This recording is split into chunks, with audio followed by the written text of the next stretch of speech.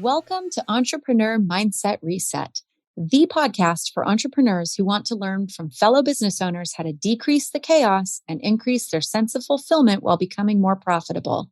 I'm your host, Tracy. I'm an executive coach and consultant and mindset mastery expert. I'm also mom to two amazing teenagers and a menagerie of adopted furry family members. In each episode, we explore challenges, opportunities, and actionable tips to help you move your business forward while staying true to your vision. You'll hear from me and my guests how we've tackled some of the pitfalls and unexpected surprises that entrepreneurship delivers. We're the real deal, and we're here to inspire and encourage you. Let's dive in. Hey everyone, it's Tracy, and I'm here today for a solo episode. And I'm feeling some irritation and frustration, so that's what I'm here to talk about. Don't worry, I'm not here to air dirty laundry or complain about my life and business. I'm really here to discuss and acknowledge that entrepreneurs share a lot of common ground when it comes to frustration, roadblocks, and irritations. When I finally decided this concept was a good idea for an episode, my brain immediately stacked up all kinds of, oh my God, I'm going to sound so whiny. Nobody's going to want to listen to this. And if they do, they'll probably get sick of my whiny ass voice, and a few more negative thoughts that I not so quickly recognized were my ego urging me to please, pretty please, stay small and play safe, and don't let anyone know that I've got internal gremlin arm wrestling going on at any given time, and especially when I'm about to do something different. And then I brought myself to the space of remembering the sage advice my mom gave me on my 35th birthday, which was, stop giving a shit what people think about you. They're going to think what they think no matter what you do. And I have to say, that was the best mama advice she ever gave me. And I've already passed it on to my daughter, who's now 18. And maybe, hopefully, she stands a chance of beating back the gremlins sooner than I have. Okay, so I promised I wouldn't blather on about my life and business. So here's what I'm about to have a healthy bitch sesh about. Number one, it's really going to be three things. Number one, entrepreneurial loneliness. It's a real thing, and we're going to talk about it. Number two, entrepreneurial mental and emotional fatigue. Also real, and we're going to talk about that. And three, and this is a big, huge one, entrepreneurial resistance and refusal to ask for and accept help. Guilty as charged, both hands in the air. Yeah. Okay. So let's just start at number one, and in no particular order of importance or gravity, right? So number one, numero uno, number one, entrepreneurial loneliness. Friends, my fellow entrepreneurial friends, this journey is often lonely, and it's loaded with meetings with one's self in many dark nights of the soul. I recently interviewed the luminous Fabienne Fredrickson. Check out episode 48 if you've not listened yet. And she addresses the loneliness of entrepreneurship as well. Fabienne says that for every one person in our lives who's negative or projecting worry and fear about our journey, we need to surround ourselves with at least 5 people who get us. And those people are more often than not like-minded entrepreneurs. No shock there, I'm sure. Now, I hadn't quantified this before, but it makes so much sense to me. Like, why do we feel so alone? Well, for starters, a lot of people are terrified of the unknown, and they're more risk averse than the average bear. But we entrepreneurs are definitely not your average bear. We take risks, and we seemingly do it without making any sense beyond maybe to the outside world, seeing a gap in the market and knowing we can fill it, or pursuing and monetizing a passion, or even having a need in life that requires us to be creative about how we earn a living. Whatever it is that led you to this path, I want you to know right now that I absolutely hate that it's so lonely. I hate it for myself, and I hate it for you. When we have those 3 a.m. sweats and we need to call someone who loves us, the last thing we want to hear is, why don't you get a job, a job, create some stability and security for yourself? I may have had a similar 3 a.m. phone call when I first started my business. It was my dad who said this to me. And I know he meant well, but it wasn't what I needed. What I needed to hear was that he believed in me and that I needed to believe in myself to make this happen. I needed to hear that I could apply all the knowledge and experience I'd already gathered and go take some steps every day toward my goals and vision. That's all. Some encouragement, a little belief. It goes a long way. So I am here to say to you, believe in yourself, have faith, work at it, take intentional, inspired action every day. Slow down in order to gain momentum. Be thoughtful, but don't get stuck thinking. Follow your heart and bring your logical brain with you. You've got this. You're not alone. We're here for you. I also want to say, and I think this is really important, there's no one formula for creating entrepreneurial success. So stop allowing the gurus, air quotes here, the gurus, to mess with your head. There's no shame in building a business on the side while you work a full-time or part-time employed job. There's no shame in bootstrapping and racking up credit card debt to build your business. Now, I'm not advising that, but many people have made it happen this way. So again, no shame. There's no shame in growing a business that has nothing to do with your passion for underwater basket weaving or whatever your passion may be. It's perfectly acceptable to start a business based on selling products that are completely unrelated to your life's passions. There's no shame in wanting to provide an abundant life for yourself and those you love, and doing it by not monetizing your passion. And there's no shame in throwing yourself at your passion to monetize it, even without a plan. I did this. And again, I don't advise it necessarily, but I also know that I'd have continued playing it safe and wondering what was wrong with me and why I felt so unemployable in all of my jobs if I hadn't taken the leap and just started my business. So that's what I did. And some of us just need to do that. In addition to me sharing this encouragement, I want you to seek out a local entrepreneur meetup, a Facebook or LinkedIn group, a coaching program, a mastermind, whatever you can find and wherever you can find your people. So go find your people. Make this as important as client creation. You need support. I need support. We all need support. And trust me, however you choose to invest in building your community, it's going to pay off. Remember to get 5 positive polys around you for every one person who gives you the kind of well-meaning fatherly advice that my dad gave me. Okay. That's off my chest. And as per my nature, I've shared some ideas and solutions as well. You're welcome. Next gripe. El número dos, number 2. Entrepreneurial mental and emotional fatigue, also known as somewhere around stage 2 or 3 of burnout, according to psychologists Herbert Freudenberger and Gail North. Stage 2 is working hard with an inability to switch off, and stage 3 is neglecting basic needs such as a lack of sleep, a lack of healthy eating, lack of social interaction. I did an entire episode on fear and burnout, and I covered all 12 stages of burnout there. If you're new here or you missed that one, it's episode 9. So go back and listen to episode 9. If you're worried you're headed toward burnout, give it a listen, take notes, and then take immediate action, listen carefully, to slow down and give yourself some grace and love. Also, this is really important. Don't be afraid to reach out to a mental health professional to help you through all of this. Considering that we're officially starting into year 3 of the pandemic, we've all got some collective stuff to unpack. Find a trained therapist or counselor who can help you tame your gremlins. This is all very important. What I really want to gripe about here with respect to like burnout and overwhelm and the overload and working all the time is hustle culture. Now, I know we entrepreneurs have done some kind of secret handshake agreement with the universal powers that be, and we're willingly entering the results economy. But where in the heck does it say that we're supposed to grind ourselves into the ground? What prize do we get for that?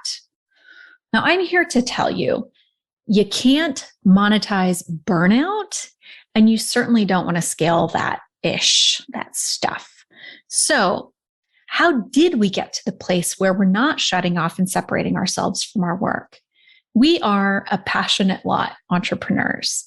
So it's pretty natural that we might be slightly obsessive about our chosen career path. And that's not sustainable and absolutely not a healthy way to grow a company. I'm sure this will come as no surprise to you, but this has been studied. I'm going to link some resources in the show notes so you can deepen your knowledge. But here's what I really want to focus on. It's the difference between a fixed and a growth mindset. You may be familiar with Carol Dweck's work. She wrote a book on the psychology of success called Mindset, in which she focuses a lot on the fixed versus growth mindset. I'm going to distill it down to this. If you think the key to success is hustle and grind, if you think that you're meant to work 18 plus hour days and 90 plus hour weeks in order to get ahead and do that at the expense of all things good, including your mental and emotional well-being, your relationships and physical health, then you're operating in a fearful space, which is based in a fixed mindset. Fixed mindset. Fear, fixed. Operating from fear. Everybody has fear, but if you operate and make decisions from fear, likely fixed mindset. Now, the opposite of that, or the other side of that, is if you're willing to trust that you're playing the long game to meet the success you crave, and you have faith in yourself, you're willing to take consistent action and trust and celebrate the incremental gains you're making, and you're willing to learn along the way and make course corrections, then you're operating with a growth mindset. Mind you, this is a very, very simplified form of Dr. Dweck's work, but I want to paint a clear picture for you. Another way to support yourself and not becoming mentally and emotionally drained by your business is to consciously choose to separate yourself from your business. You are not your business, and your business is not you. If you're unable to make this distinction and separate yourself, you'll likely land yourself in a toxic relationship with your business. If you're not already there, you're headed that way. And this is a recipe for burnout for sure. So what can we do? Okay. First, say this out loud. If you're in a library, say it inside your head or whisper it. And then I want you to write it down. Repeat after me. I am not my business, and my business is not me. Let's say it again. I am not my business, and my business is not me. Next, write that down and put it somewhere where you're going to see it regularly so your brain takes it in and starts to work with it. Finally, decide now what kind of life you want to live and build your business around that, not the other way around by working all the time and thinking you'll squeeze life into or around your business. It hardly ever works out well when people do that. I've had clients who've come to me with zero time, energy, or bandwidth for their businesses or their lives anymore because they did what they thought they should do, which was to build their business first and then try to build the life they said they wanted when they started their business in the first place. Now, if your business is pretty new and you're not yet generating the kind of income you want to support the life you want to live, then you'll need to be extremely intentional about how you do this. Yes, you may work some long hours and long weeks, and maybe even long hours on top of an employed job. That may be necessary, and I get it, and I honor that. I've been there. But here's what will help save you from burnout. Get very clear right now what your top 3 values are. Write them down. Write down what you're willing to do to commit to and honor your values. Put this in front of your face somewhere where you'll see it daily. Put it on a Post-it, write it down, tape it to the wall, do something. Get it in front of your face so you can see it. Now, let's just say that one of your top values is quality family time. That means you are committing to be present when you're spending time with your family. What does that look like? It's going to be different for everybody, but maybe it's agreeing to stop working between 6 and 9 p.m. to have dinner and chill with your peeps. And perhaps that also means that then you work on your business from like 9 to 11 before turning in for the night.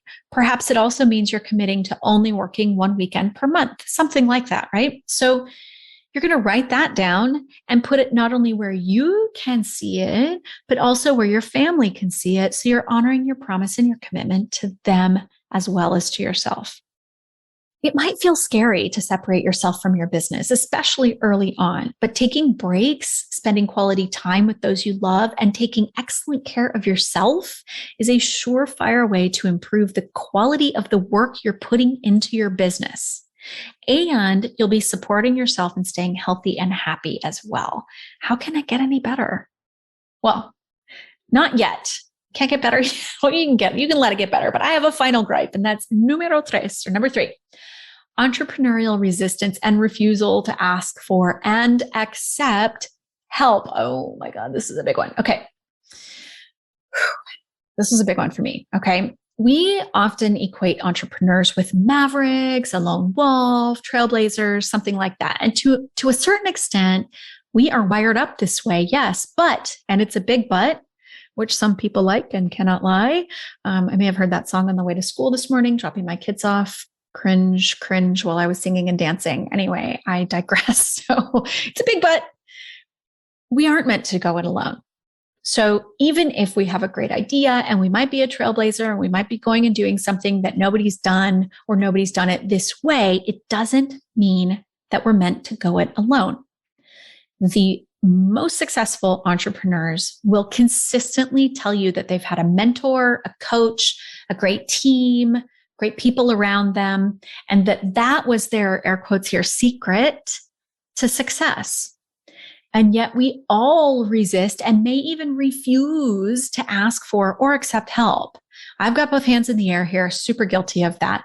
I used to have this idea that if I needed help, then I wasn't that badass, awesome mompreneur that I thought I was trying to be, and that something was wrong with me if I couldn't do everything on my own.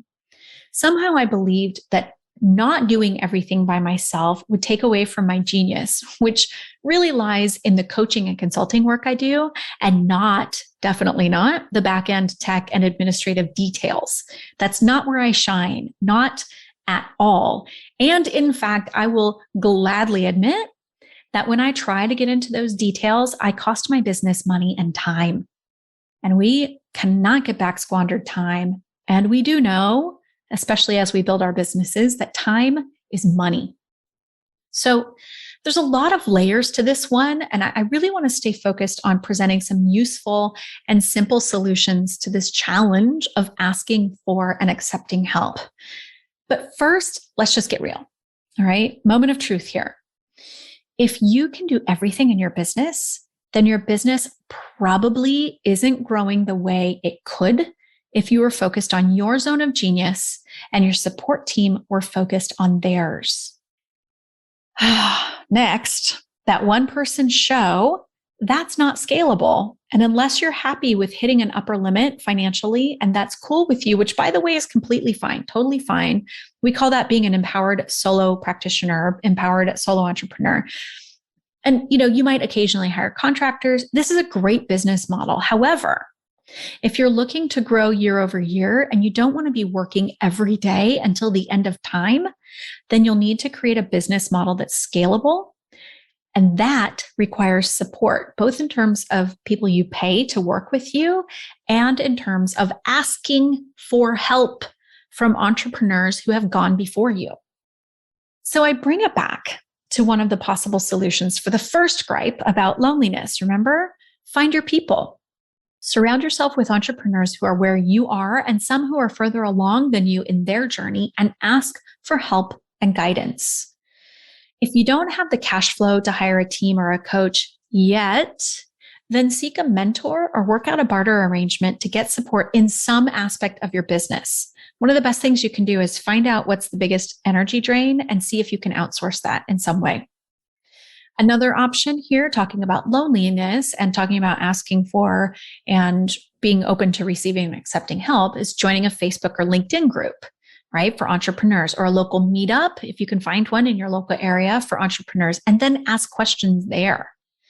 You might actually be surprised how generous people are and how much they want to help and support their fellow entrepreneurs. We've all been there. We've all been in the trenches, that mano a mano combat. It's no joke. And we're not meant to do it alone. Now, we've probably all heard this. There's a high burnout and there's a high failure rate for new and startup businesses, so much so that it's become a bit of a mantra in Silicon Valley around, burnout and businesses failing in that first year. But it does not have to go that way. You don't have to close up shop or burn yourself out to build a successful, thriving business and have a healthy relationship with it. You can, in fact, safeguard yourself against the loneliness, mental and emotional fatigue, and the resistance to seeking and accepting help. And fortunately, you can do that in some really simple ways. So I want to recap what I've been sharing today. The entrepreneur's journey is one of the loneliest for a lot of reasons. And while we're wired up to charge ahead on our own, it doesn't mean we need to do everything and be alone. As I tell my teenagers, independence doesn't mean doing everything by yourself. It means thinking and acting for yourself. And it means when you can lean on others for their support and guidance. Getting help and support does not take away from our badassery and genius. It, in fact, enhances our genius, which is amazing to me. So we can shine where we're at our best, and we get to create opportunities for our team and our support people to shine where they're at their best. So whether it's joining a meetup group or an online group or hiring a coach or joining a mastermind, I strongly advise you to find your people. Find like-minded entrepreneurs who can help you navigate the lonely road and possibly even help you avoid some of the common entrepreneur traps. If you're really struggling, find a qualified professional therapist or counselor to help you through the dark times and also during the awesome times. Like, we all have a lot of stuff going on. I think everybody should have a therapist. But just remember, there is no shame in taking excellent care of yourself. Hopefully, you wouldn't let a physical ailment continue to go on and drag you down. So please also don't do that with your emotional well-being. If you're struggling, get some support. So let's talk about, shame or no shame, right? Do what you can to keep yourself in a growth mindset. A lot of times, if we feel shame or discomfort or fear, we're going to get stuck in that fixed mindset. So being in a growth mindset means that you stay open to multiple solutions for problems you encounter. You're willing to learn along the way and make course corrections. I call it constant course correction. Like, a big pivot sometimes needs to happen, but sometimes we just need to make a small adjustment and then we're good to go. If you're staying in a growth mindset, you're open to feedback and support, and you believe in yourself and your ability to generate the results you desire, even if it takes longer than you think it should. And of course, keep coming here to this podcast for amazing insights from our guests. And go ahead and connect with one of our guests or multiple guests whose story resonates with you. Do not go it alone. Please don't go it alone. Your gifts and talents are needed, and not sharing them with the world would be such a big loss. That's all I really have for you. I hope this episode brought you some insights and value, and that you don't have to trudge ahead alone. You don't have to hustle and grind all the time. You get to build your business around the life you want, even if it takes a while to get there. So, lots of resources. I also want to share, if you'd like to chat with me, drop a DM in our Instagram over at Entrepreneur Mindset Podcast, and we'll put the link in the show notes. And we'll, from there, share a scheduling link for a virtual coffee. So if you'd like to chat with me, and you don't have to have an agenda, you don't have to want to work with me. If you just want to talk through something, please, feel free to do that. Drop us a DM and we'll share a scheduling link. If I can support you in any way, I will. And as always, I thank you for listening. I appreciate you and your presence, and I'm wishing you the best of success. See you next time. Thank you for listening to this episode of Entrepreneur Mindset Reset. If you liked what you heard, be sure to click the subscribe button so you'll never miss a show. Please leave us a review and tell your friends about us so more people can hear the valuable information we share in each episode. We look forward to hearing from you and celebrating your success.